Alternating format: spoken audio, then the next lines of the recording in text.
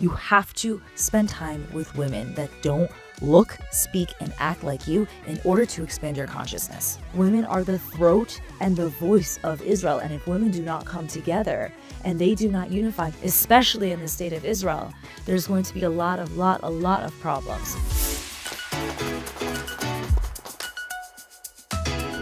So this week in Israel, there's an incredible group of people, wonderful influencers, people who've been educating the world in what's really going on here in Israel. And I managed to find one of them by chance, but nothing's by chance, to come to our court interviews. Liz Kennedy, entrepreneur, speaker.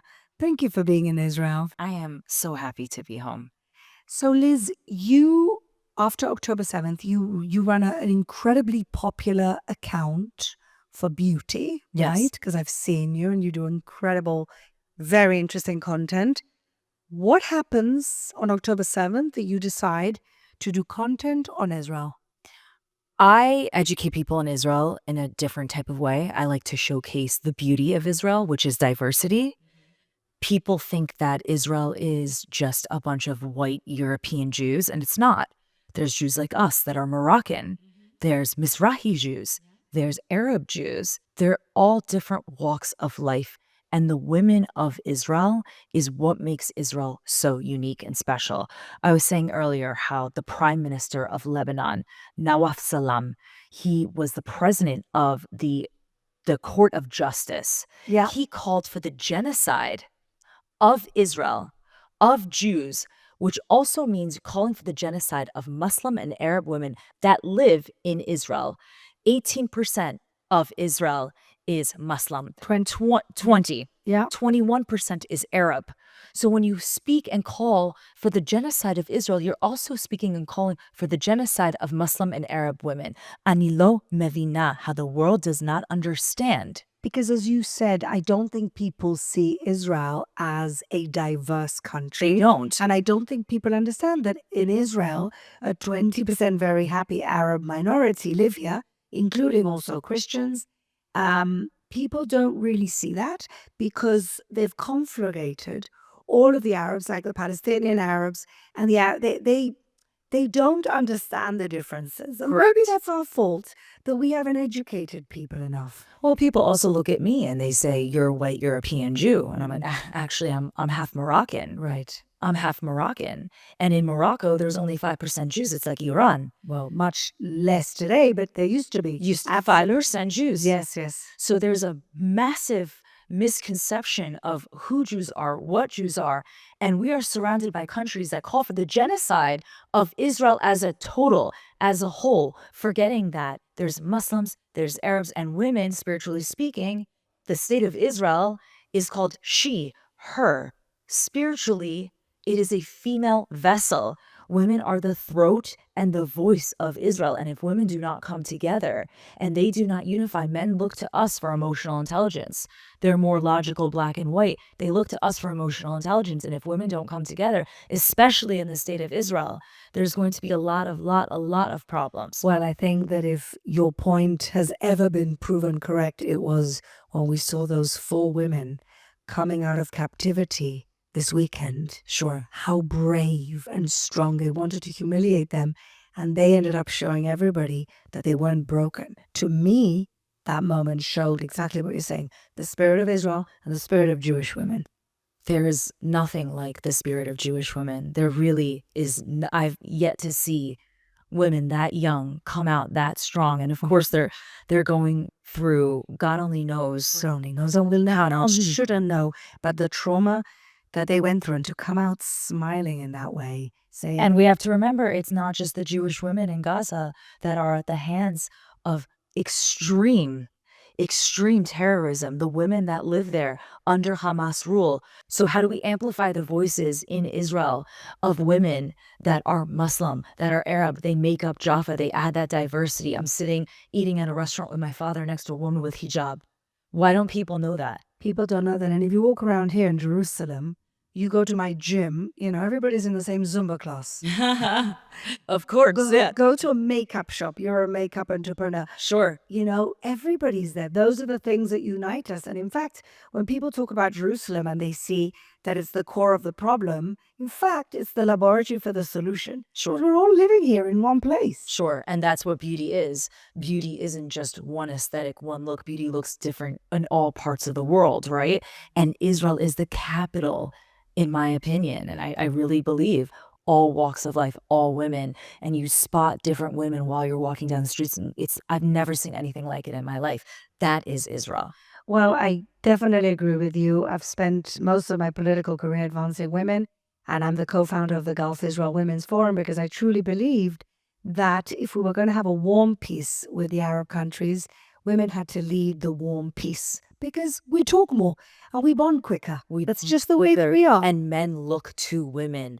Men go home at night. I don't care if they're the president of Israel or the prime minister of another country. They go home and they speak to their significant other. What do you think about this? Well, I would even say more than that. When I started to get familiar with the UAE, with the Emirates, I've been many, many times and I have very deep friendships there.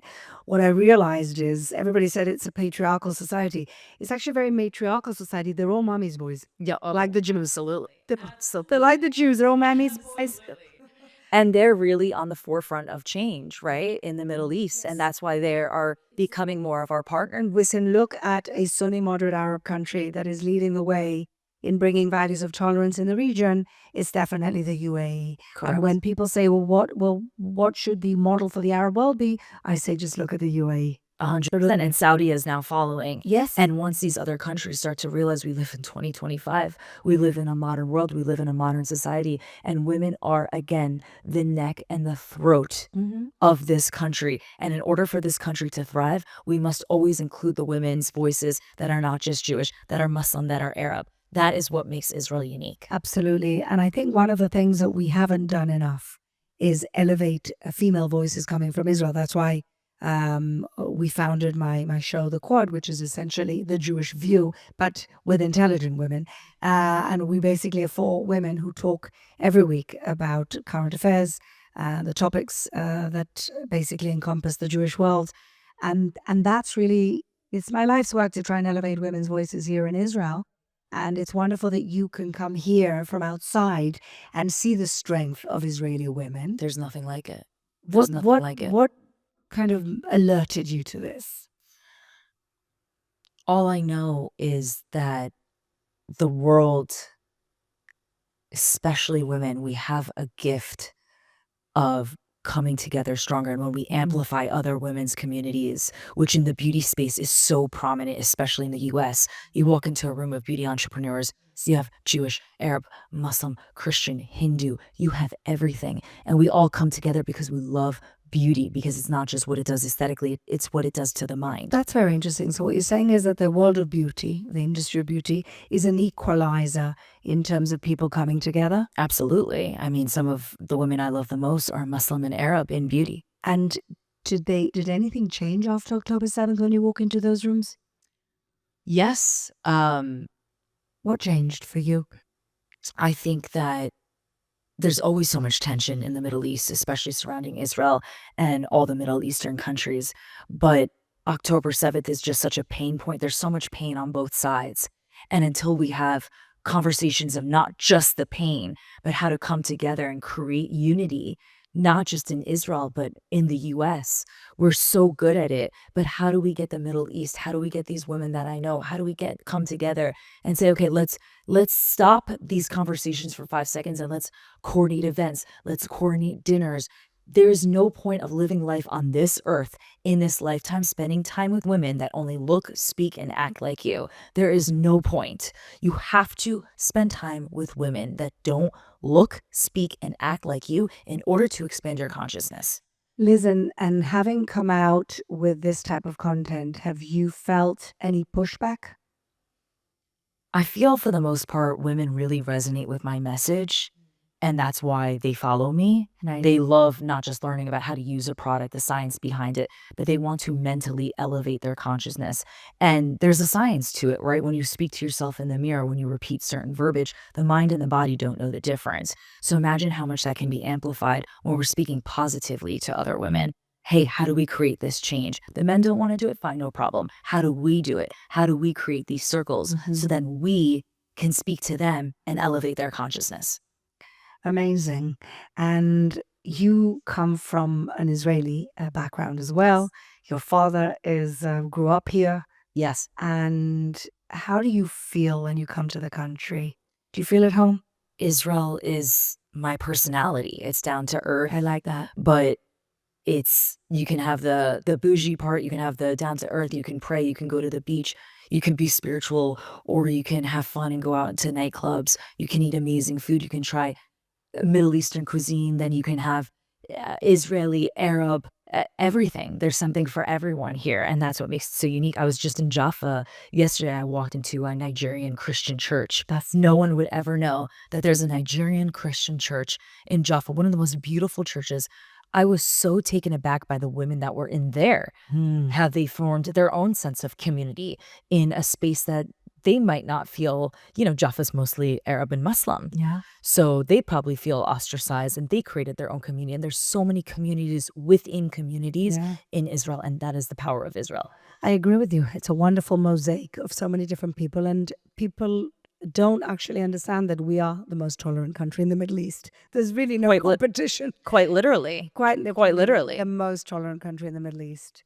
So Liz, thank you so much for being here, for coming to speak to us, for elevating women's voices. Always. And for always seeing the beauty in everything. You have to see the beauty in everything. Women, when we come together and we elevate other women's communities, we become more magnetic, and that's how to change the world. Women lifting women. I love it. Thank you so much, Liz. Thank you.